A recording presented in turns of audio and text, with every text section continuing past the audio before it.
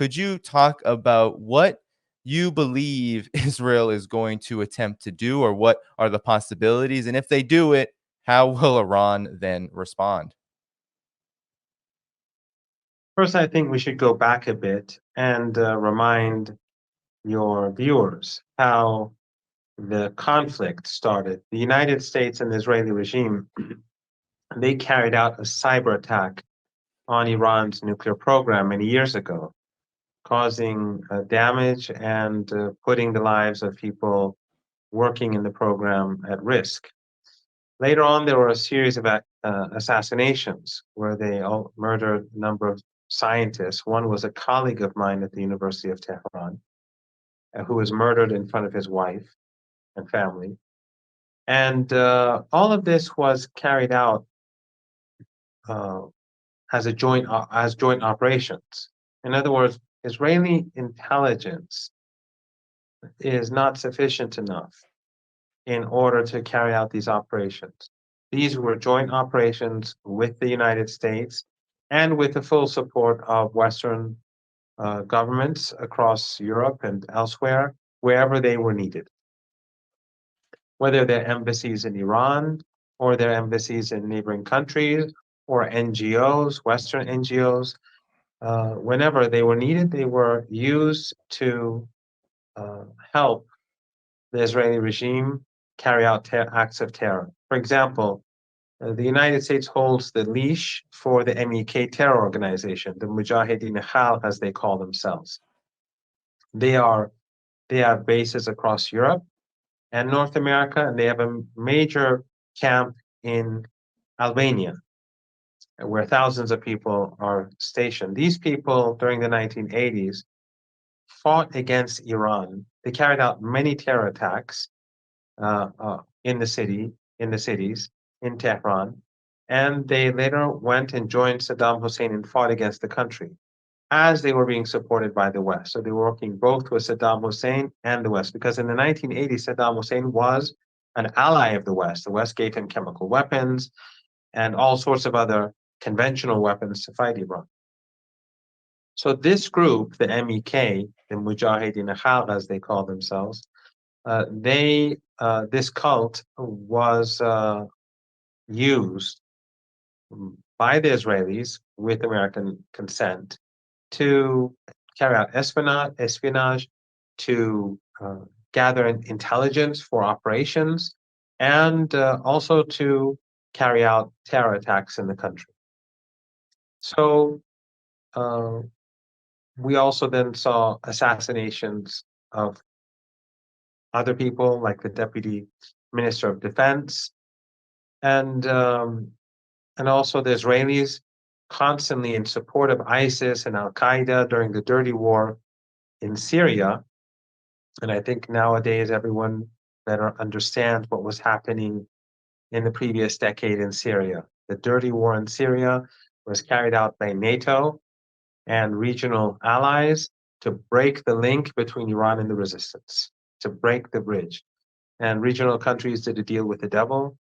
Mr. Erdogan would get a piece of the cake, but Syria would be basically a broken country controlled by the West. In Syria, when ISIS and Al Qaeda were advancing in 2013, the Iranians got involved. They were not involved for the first couple of years at all, nor was Hezbollah. Only when ISIS and Al Qaeda had brought in tens of thousands of foreign fighters, many of them from Europe, only then did they get involved to prevent these terror groups from gaining the upper hand and planting their black flags over Damascus and later Baghdad. When Iranian troops were here in Syria, the Israelis would regularly bomb them in support of these terror organizations. And so Iran, throughout these years, showed strategic patience. And then, of course, we had the terror attack on the Iranian embassy, where a number of Iranians were murdered in Damascus, and the United States, France, Britain, and Germany, they all at the UN Security Council supported Israel. In other words, they supported the airstrike on the Iranian embassy. So Iran had no option but to carry out a retaliation. Now, back then, if you recall, when Iran carried out the retaliation, many in the West ridiculed Iran. But as I said back then, the Iranians carried out this attack to force the Israelis and mostly the Americans, because the heavy duty work is done by the Americans. The heavy lifting is done by the Americans when it comes to surface to air capabilities. In general, the Israelis don't really, on their own, they're nothing. It's any area. It's the Americans really that fund it, that support it, and that stand behind them. All these bunker busters, all these bombs that they're bombing day and night, every day planes are coming in to help them slaughter women and children. So in Syria, when this happened, the Iranians retaliated, and Iran fired 300 or so drones and missiles. Most of the drones were old drones, most of the missiles were old missiles. And the reason was, not only did Iran want to force them to fire everything they had uh, and spend billions of dollars, but more importantly, the Iranians wanted to gather intelligence to see what capabilities they had. So that next time round, if necessary, Iranian missiles and drones could be fired in a way in which they would have maximum effect. So again, when the Israeli regime murdered martyr Haniyeh in Tehran, who was a guest, and I'm sorry if I'm tiring your guest, but I think these are all important. When they murdered the martyr Ismail Haniyeh, who was the political head of Hamas, when they murdered him in Tehran, at that time he came to Tehran as a guest of the president-elect. And he was in his inauguration, and they hugged. And later on, he was murdered in Tehran in an official guest house. So when the Iranians took that to the UN Security Council, again, the United States, France, Britain, and Germany supported Israel. So terrorism in Iran is allowed. Bombing Iranian embassies is allowed. The Iranians decided that obviously they have to retaliate. That retaliation took some time. Some people were critical of it. I have no real comment to make on that at this stage, because I really don't know what goes on behind those closed doors. Some say they do, but I'm skeptical about some claims made by people, because I think some of them probably have even less access than me. But in any case, part of the delay was because of the negotiations over the ceasefire, even though the Iranians knew that the United States was lying and that there were no plans for a ceasefire. But the calculation was, and this is something that the martyr Sayyid Hassan Nasrallah said in a speech that he made when they carried out their retaliation. He said, "We waited because of the negotiations." And what is the problem of not waiting? Because if, for example, the Americans, if they, while they were supposedly negotiating, even if the Iranians carried out the attack, the Americans, the Europeans, the Israelis, and regional countries would all suddenly say that we're on the verge of an agreement. We're about to end the bloodshed. We're going to save Palestinian lives. But these Iranians did not want peace, and they proved that they want to sacrifice Palestinian women and children for their own interests. So, which of course was a lie, would have been a lie, but that's exactly what they would have done. And it would have had a huge impact, I think. So part of the delay was because of that. There are other calculations which I could get into, but it's speculation. Iran preparing itself for defense in case when Iran ultimately attacks. But I'll leave it at that for now on. What I can say is that the Iranians believe that an Israeli response is almost inevitable. When they carried out the attack, that was the expectation.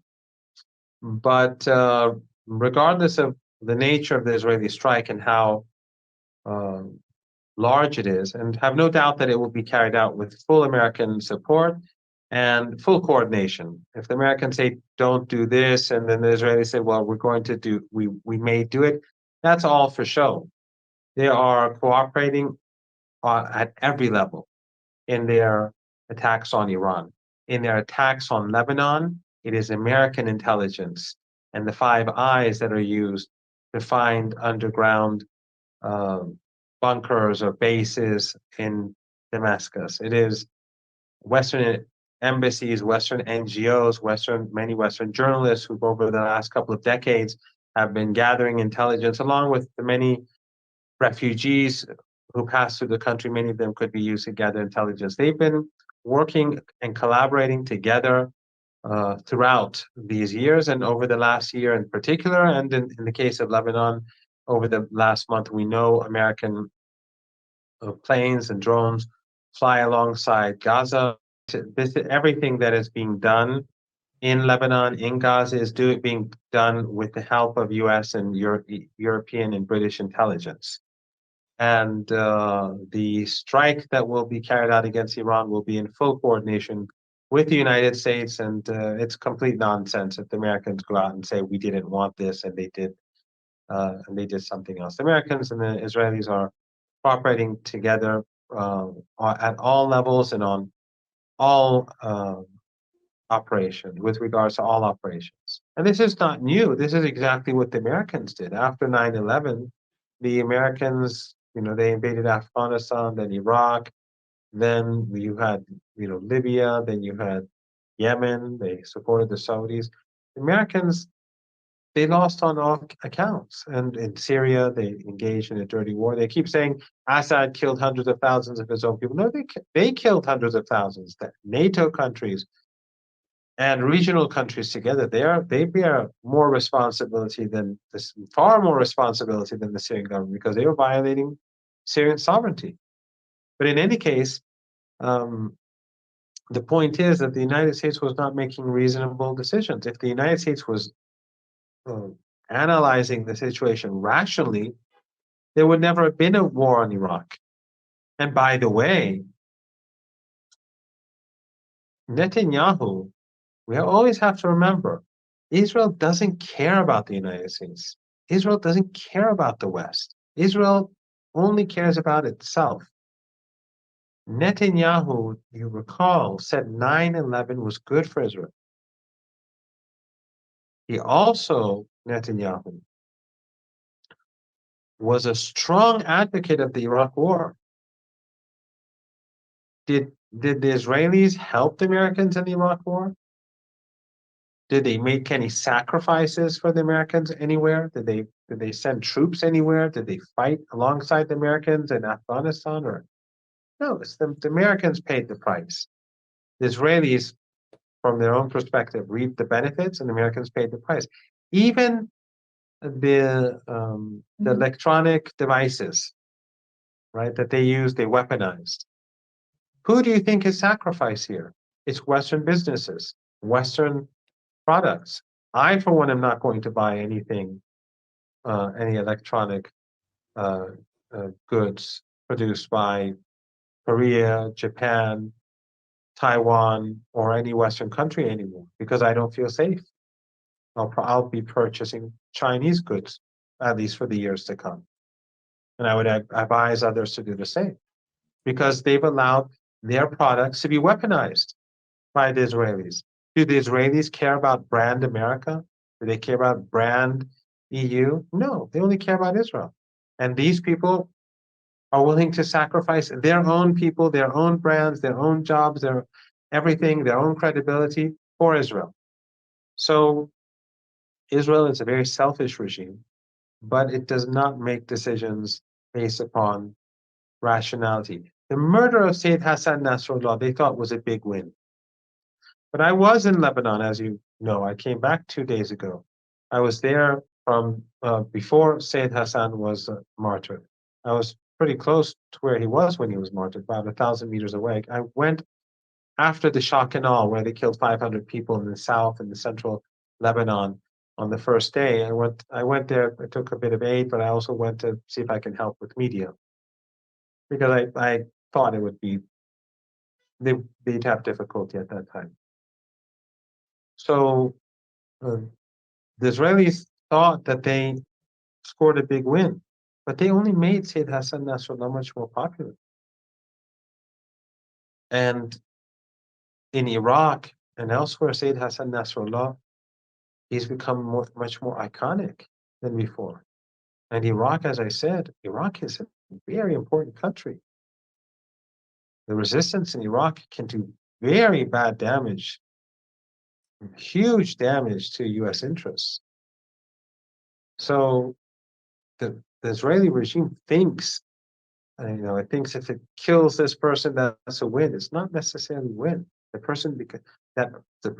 people around it, he becomes bigger, and people become more dedicated to pursue his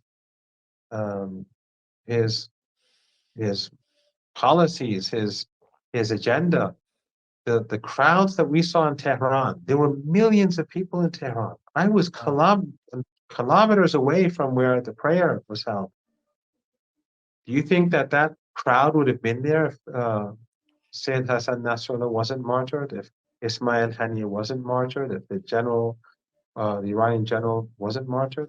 No, the Israelis are building up this rage, and that rage is partially, and that anger is partially what is going to allow the Iranians to hit the Israelis very hard, because they have the full support of the population. Thank you for tuning in to my latest video. I appreciate all of your support. This channel, however, needs your help. I am seeking to make this channel more sustainable in the long term and upgrade necessary equipment to ensure that this work continues onward and makes progress to give you all of the geopolitical analysis that you all deserve. For that reason, I'm asking you to become a member of my Patreon community at patreon.com/DannyHaiphong. You can find that link in the video description or in the pinned comment below. For whatever amount you choose to give, just know you are supporting independent media that you can't find anywhere else. Thank you so much, and I look forward to the next video.